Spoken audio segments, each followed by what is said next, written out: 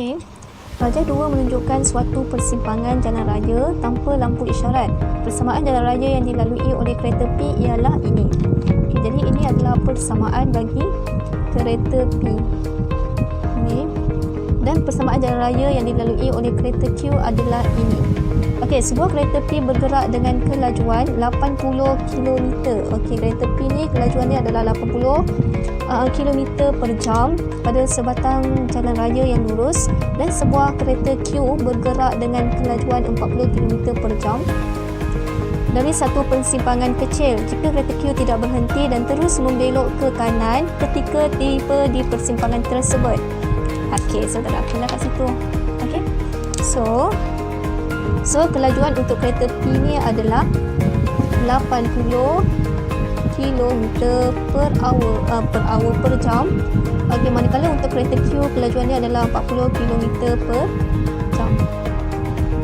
Okey.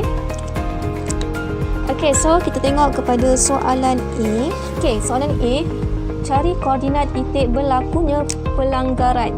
Dia nak kita cari koordinat titik berlakunya pelanggaran antara dua kereta tadi. Okey, antara kereta P dan juga Q. Maksudnya, okey, ini kan kereta P, ini kereta Q. Okey, dan diorang bergerak and then berlakulah pelanggaran. Okey, nampak tak? Dua kereta ni dia bertemu. Bila dia bertemu macam ni, maksudnya yang titik berlaku pelanggaran tu adalah titik persilangan. Okey. So, untuk mencari titik persilangan, kita kena guna persamaan serentak. Simultaneous equation. Okey. So, ingat, untuk mencari titik persilangan, kita hanya ada satu je cara, iaitu persamaan serentak. Titik persilangan, point of intersection. Okey, so maksudnya kita kena buat persamaan serentak. Persamaan serentak memerlukan dua persamaan. Dia memerlukan dua persamaan. Okey, so kita akan guna persamaan P dan juga persamaan Q. Okey, so apa persamaan P tadi?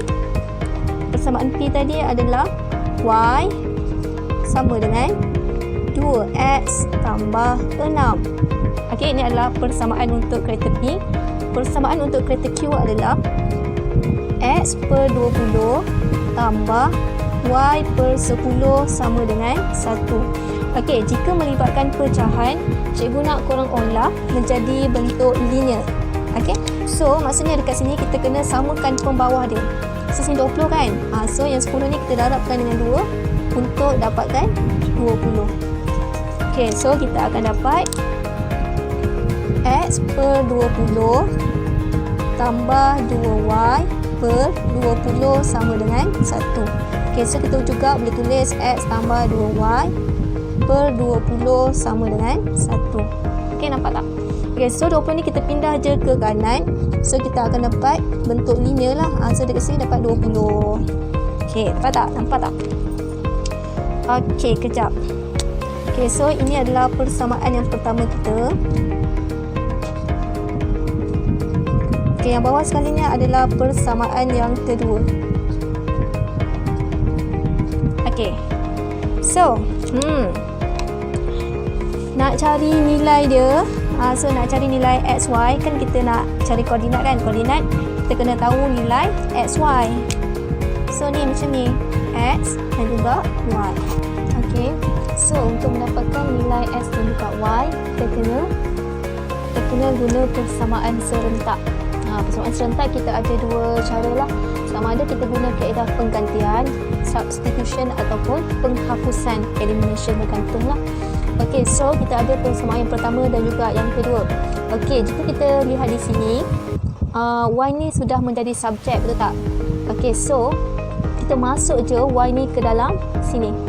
Maksudnya tempat Y ni nanti kita gantikan dengan 2X tambah 6. Okey, so 1 into 2 macam ni. So, X tambah 2, Y kita gantikan 2x tambah 6 sama dengan 20. Okey, so darab dia masuk, kita permudahkan je. So sini dapat 4x tambah 12 sama dengan 20. So sini kita dapat 5x, 20 tolak 12 kita dapat 8. So x kita adalah 8 per 5. Okey, dapat? Okey, ni baru x. Kita nak cari y pula. So nak cari y, kita boleh masukkan persamaan ni dalam mana-mana, kita boleh masukkan nilai 8 per 5 ni dalam mana-mana persamaan. Suka-sukalah. So cikgu nak masukkan nilai ni dalam persamaan pertama. So y sama dengan 2, x kita adalah 8 per 5 tambah 6. So kita akan dapat kita akan dapat 46.5. Okay, so korang kira lah nanti. Setiap benda ada 46.5. So jadi korang tak boleh nak tinggalkan jawapan macam ni, salah, sebab dia nak titik. Dia nak koordinat. So cara penulisan koordinat adalah macam ni. 8 per 5, 46 per 5. Baru dah siap. Okay, faham? Okay, so soalan last. Jika kereta Q tersebut berada pada koordinat 20, 0, tentukan jarak antara kereta P dengan titik pelanggaran.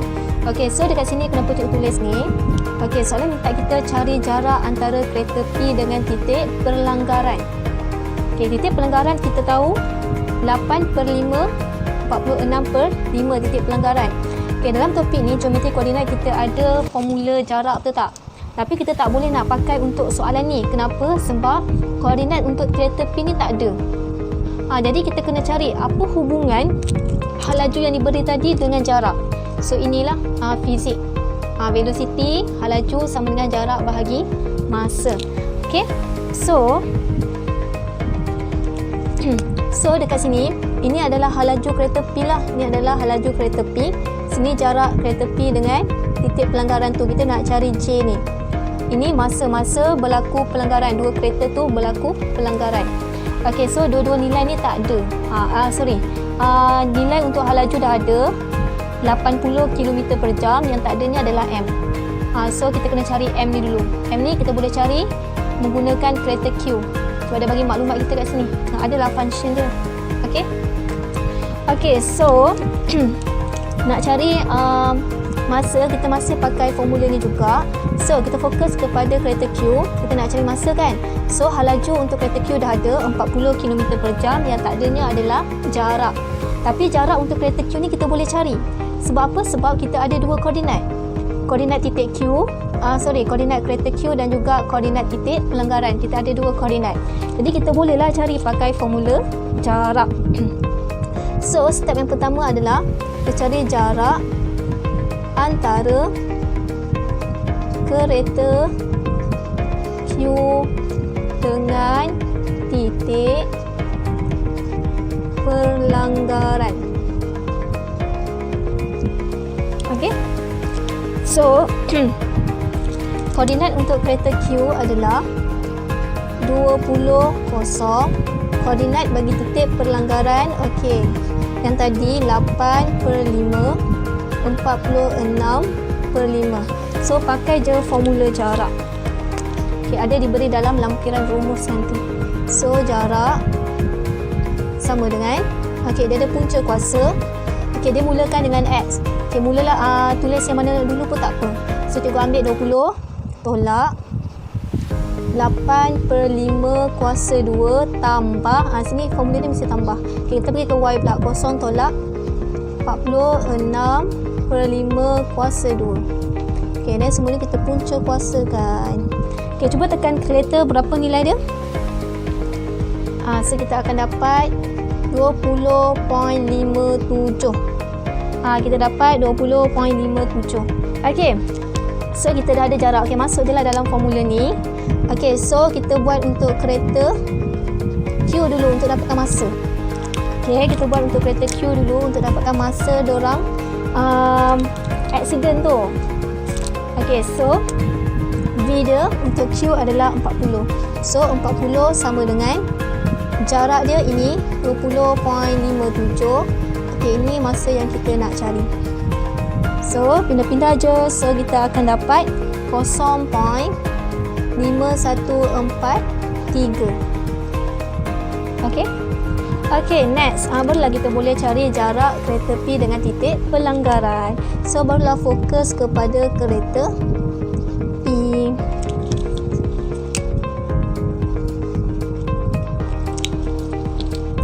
Okey, so video adalah 80.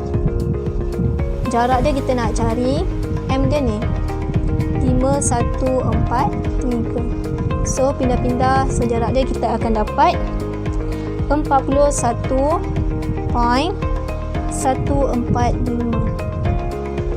So, ini je jawapannya. Okey. So, yang dekat sini adalah masa pelanggaran. Okey, so itu sahaja.